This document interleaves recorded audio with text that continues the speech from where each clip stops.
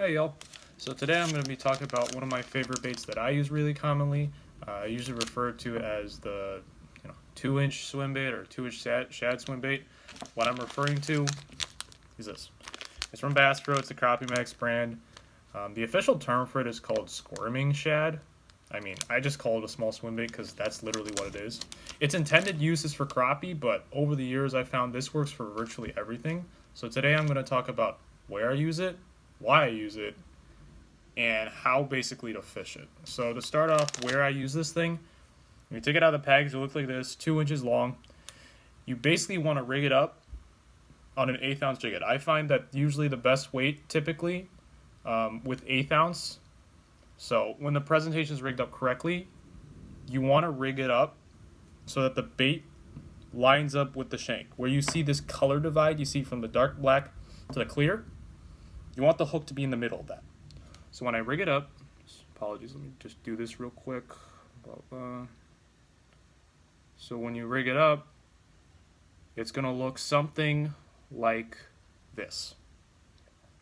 This is pretty universal. You can use this virtually anywhere. The only disadvantage about this, and I don't know if anyone's found any way to get around it, maybe if you put on a weedless head or maybe like a Ned head, but this doesn't really work well in thick weeds.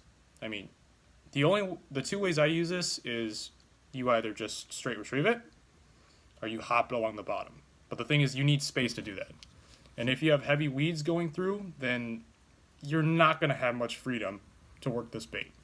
Which is why usually when I find myself using this bait, I'm usually on a river system like the Fox River or the Des Plaines River, or I'm just at some local pond or maybe a lake where I can maybe work a weed line, or I'm just somewhere in open water, because this is mostly a very small finesse approach. Now, what I like to do when I rig it on an 1/8 ounce jig head, normally the 1/8 ounce jig head, maybe I should mention, is usually with Eagle Claw's brand. So Eagle Claw 1/8 ounce, they usually come in 8 or 10 pack. So what I like to do is, instead of just rigging it up like that and just leaving it and fishing it, sure, you're going to get action on the tail, but if you stretch it out a little, and as long as you've rigged it up correctly, don't stretch too hard. These things are actually kind of fragile. So as long as you rig it up correctly where the hook shank is between that color divide in the bait, what you're going to get is, instead of just the tail going back and forth, the whole thing pulsates. So I think the term for that is called body rolls. I just say it pulsates because that's literally what it does in the water. This provides additional flash, and if you actually see it swim, it's going to look like a very realistic small minnow or a small shad.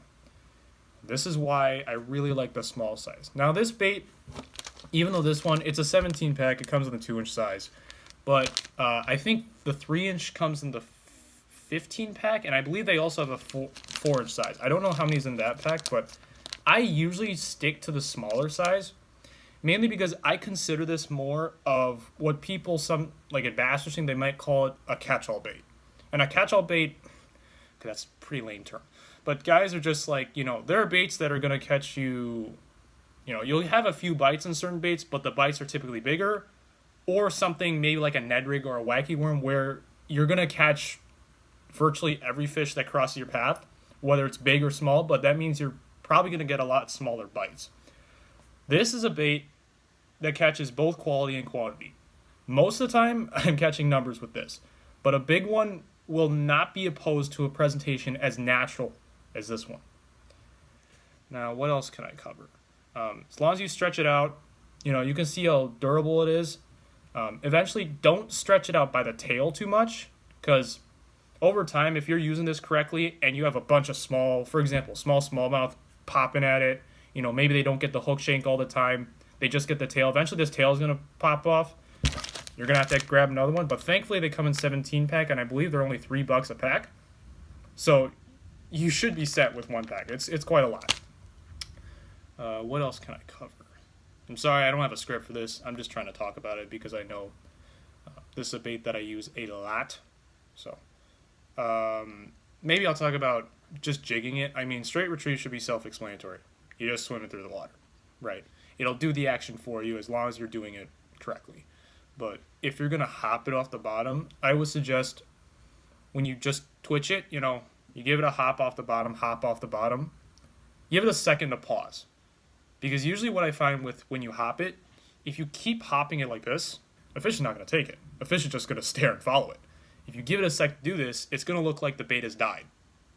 And that's usually, that's another thing to cover.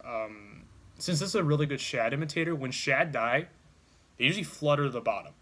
And when you set up with the 1/8 ounce jig head, when it goes down, you should see that the bait swims on its own. It's going to go pretty fast, but it's just going to dive down like this. Boom. When it hits the bottom, usually then is when a fish can come up and grab it.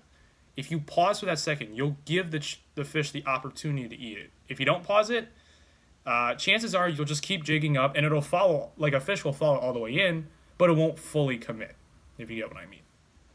I think another to talk about. This one is the black shad color. This is my favorite. Number one, it's natural. Number two, it actually performs quite well even in stained water. Stained or clear, this is probably my best bet. But I have another color here. This one's not bad either. It's called Pearl Dace Back. Really, I just call it green and white because that's what it is. This one is probably a little bit more optimal, maybe for stained water, because this one does provide a little bit more flash off the body. So, yeah, any comments, questions, concerns, just leave them below. Thanks.